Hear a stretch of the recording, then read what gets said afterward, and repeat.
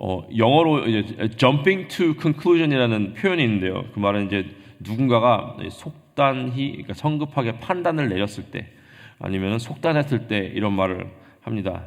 그래서 저쪽이 conclusion이면 저까지 그 중간 내용은 다 생략을 하고 점핑을 해버리는 거죠. 그래서 결론을 놓쳐 내리는 것을 얘기합니다.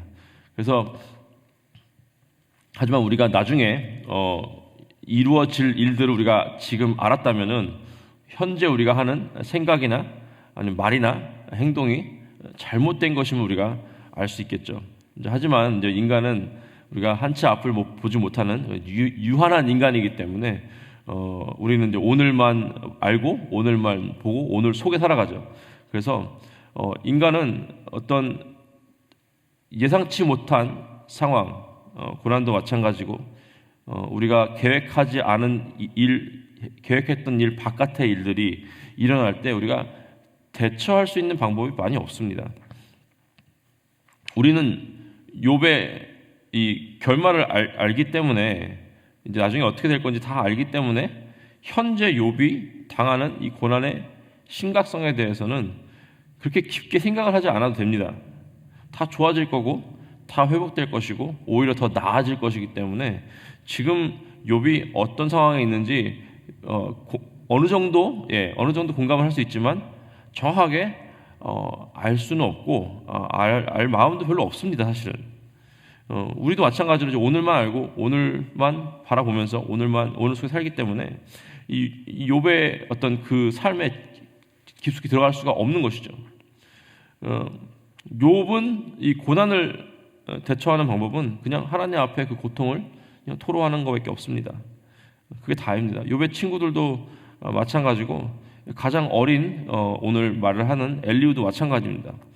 물론 이 사람들은 가족 이외에 욥과 가장 가까운 사람들이겠죠. 그리고 그 3자 입장으로서 최대한 객관적으로 그 상황을 바라보고 있습니다. 하지만 그들도 역시 아무리 그들이 지혜로운 자들이고 그래봤자 뭐 동네에서 가장 지혜로울 수도 있겠지만 그 사람들도 역시 오늘만 살아가는 사람들이지 않습니까? 그러니까 이런 표면적인 결론밖에 낼 수가 없는 것입니다. 이제 30장이 넘는 대화가 이제 적혀 있는데 그들이 이 후에 하나님께서 모든 것을 회복하신 후에 하나님께서 말씀하신 후에 다시 그 자기들이 했던 말들을 이제 쫙 다시 읽어본다면은 얼마나 자신들이 얄팍한 이 지식과 영성으로 그 상황을 바라봤는지 깨닫게 될 것입니다. 그래서 우리는 뭐 욥기를 읽으면서 욥의 친구들 왜 이런 식으로 얘기를 하지?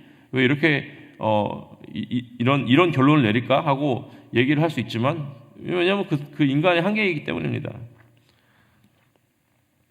이게 개역개정을 읽어서 굉장히 정중하게 얘기한 것 같지만 새 번역으로 읽으면은 좀 이렇게 화가 날 정도로 이렇게 무례하게 엘리후가 얘기하는 것을 그렇게 잘 번역을 해놨는데 그게 우리 인간의 한계입니다. 우리 고난을 경험할 때 이 고난을 어떤 3자 입장에서 해석할 때 아니면 내가 내 스스로의 고난을 해석할 때 우리는 우리의 한계 속에서 할 수밖에 없다는 사실을 우리가 좀 깨닫고 겸손한 마음으로 이 말씀을 대해야 될 것 같습니다.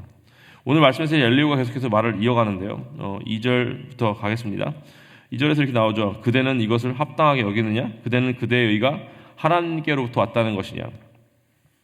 그대는 그것이 내게 무슨 소용이 있으며 범죄하지 않는 것이 내게 무슨 유익이 있겠느냐고 묻지만은 엘리후는 31절 욥이 이제 31장에서 이제 구구절절 자신의 이제 의로움을 이제 얘기를 합니다. 내가 내 눈이 의로웠었고 내 행동이 의로웠었고 누구 걸 탐한 적도 없고 뭐 이런 것들 있지 않습니까? 나는 의롭게 살았다.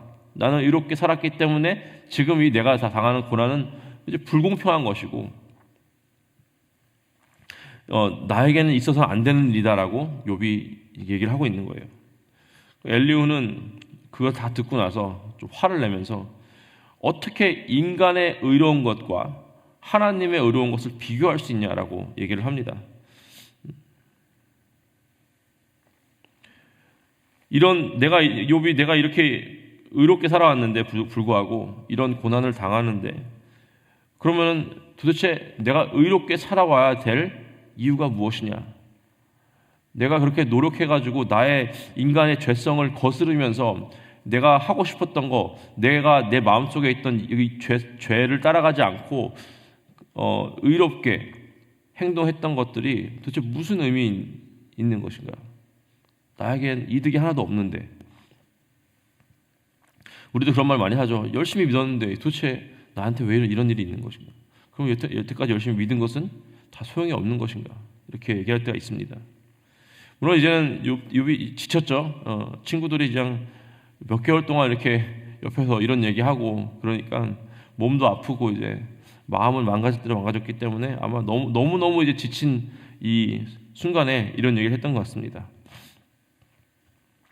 엘리후는 어려서 이런 당돌하게 얘기하는 것 같지만 또 틀린 말도 아니죠. 어떻게 인간이 감히 자기의 의를 하나님께 이렇게 드러낼 수가 있겠습니까? 그렇죠.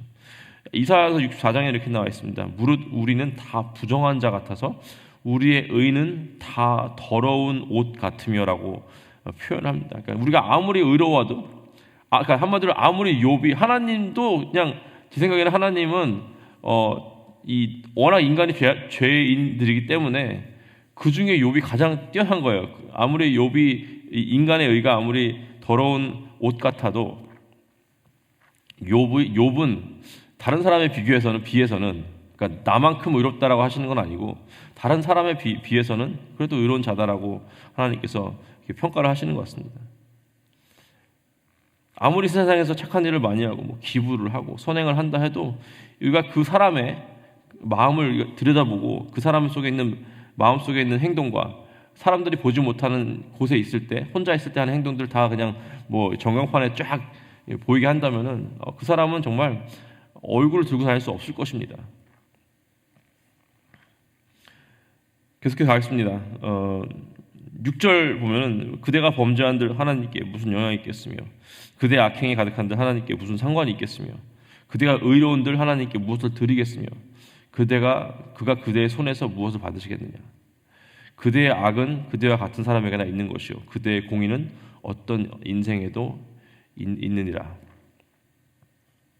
하나님의 이제 주권을 강조하면서 엘리후가 계속해서 말을 이어갑니다.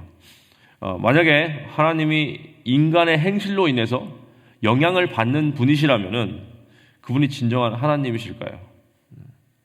그렇지 않다는 것이죠. 이 지극히 높으신 우리 주님께서 우리가 찬양을 많이 한다고 더 높아지시는 건 아닙니다. 그렇죠. 그렇다고 이제 하나님의 피조물인 우리가 막 죄악된 삶을 산다고 해서 하나님의 위치가, 창조주이신 하나님의 위치가 흔들리는 것도 아닙니다. 욥의 말처럼 나는 의롭게 살았기 때문에 하나님께서 나에게 이런 고난을 주시면 안 된다라고 하는 것은 즉 하나님의 행동이 인간의 의로움 또는 범죄함으로 인해서 좌지우지 된다는 말입니다. 그거는 사실상 교만한 말이긴 하죠. 엘리후는 이런 욥의 말에 반박을 합니다. 그대가 범죄한들 하나님께 무슨 영향이 있겠느냐. 그대가 악행만 한다고 해서 하나님과 무슨 상관이 있겠느냐. 그대가 의로운들 하나님께 무엇을 더 하겠으며 그대 손에서 무엇을 받으시겠느냐. 엘론 머스크 아시죠? 일론 머스크죠. 예. 그 테슬라 CEO 그 자산 가치가 어저께 검색한 결과로 248 빌리언 달러입니다. 예, 밀리언도 아니고 248 빌리언, 가장 지금 부자입니다. 비교를 한번 해보니까 뉴질랜드 그 나라 하나 자산 가치가 250 빌리언 달러니까 한마디로 뭐 내일 모레면은 일론 머스크가 맘만 먹으면은 뉴질랜드도 하나 살 수 있습니다. 나라를요. 그 정도로 부자입니다. 그러면은 누가 그 사람이 뭐 지나가다가 20불짜리 하나 지폐가 떨어졌다고 해서 그 사람의 자산 가치에 영향을 미치겠습니까? 아니면 누가 그 사람한테 크리스마스 선물로 직원 한 명이 50불짜리 스타벅스 기프트카드 줬다고 해서 그 사람의 어떤 자산 가치가 더 불어나겠습니까? 눈 하나 깜짝 안 하죠. 하나님의 의에 비교한다면은 우리가 아무리 의로워도 그걸 더해질 수 없고 우리가 아무리 불의해도 그것이 감해질 수 없는 것임을 우리가 믿어야 될 것입니다.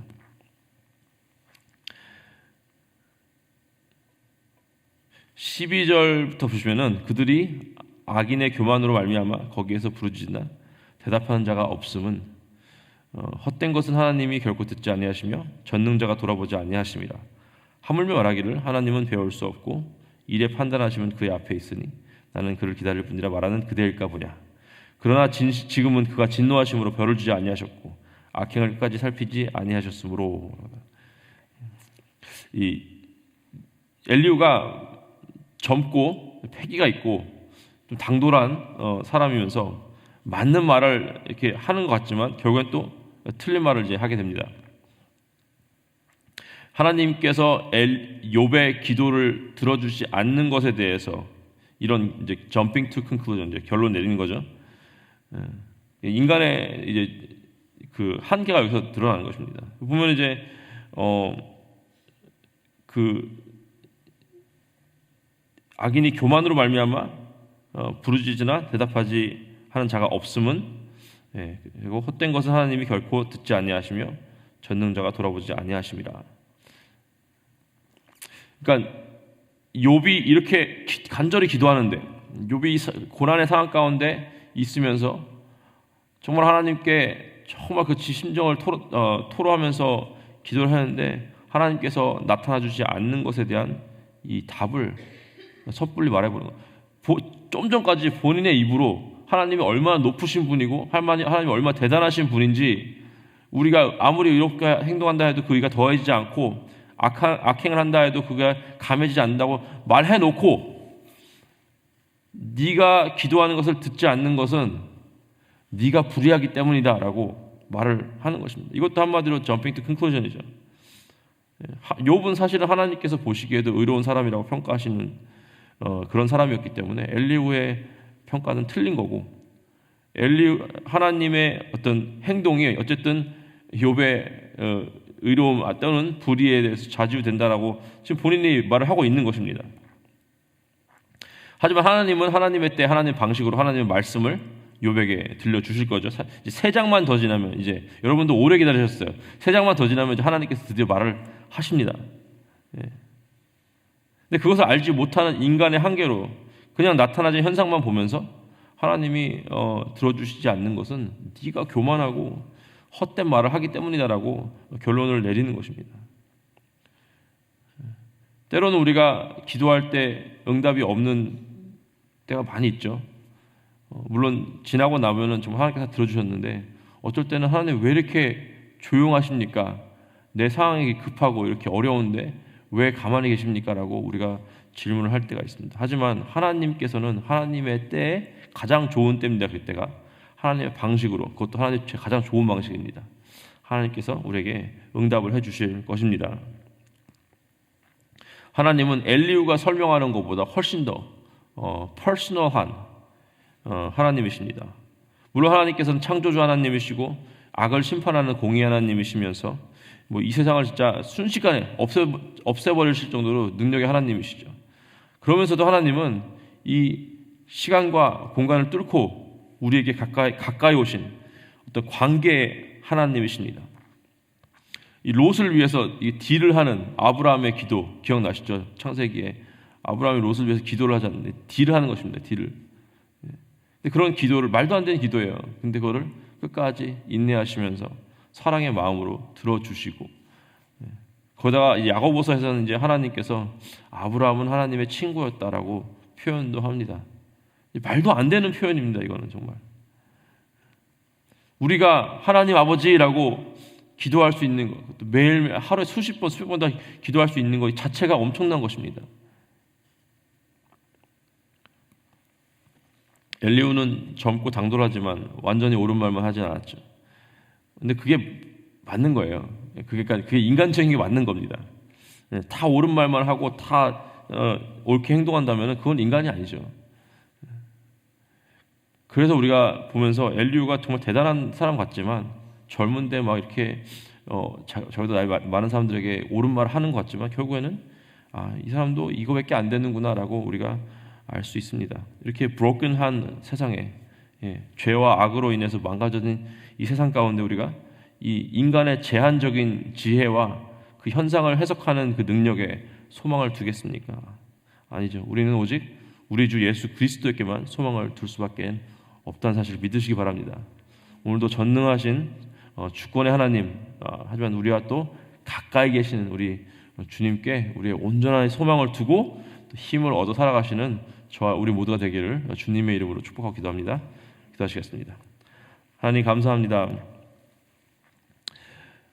이 세상이 어쩌면은 불안정하고 고난도 꽤나 자주 우리 삶 가운데 오고 평안보다는 어려운 일이 더 많을 때가 많이 있습니다. 이 세상을 살아갈 때 또 이 세상에 살아가는 모든 일들을 우리가 해석하는 우리의 능력이 너무나 부족하기 때문에 오늘 하루 또한 주님만 의지하고 살아가려고 합니다. 하나님 말씀에서 설명하신 대로 정말 주권의 하나님, 전지전능하신 하나님이시지만 또 우리 삶 가운데 깊숙이 개입하시고 예수 그리스도를 통해서 우리를 구원하신 주님을 온전히 의지하며 주님께만 소망을 두며 살아가기 원합니다. 오늘 함께하여 주시옵소서. 감사하며 우리 주 예수 그리스도의 이름으로 기도했습니다. 아멘.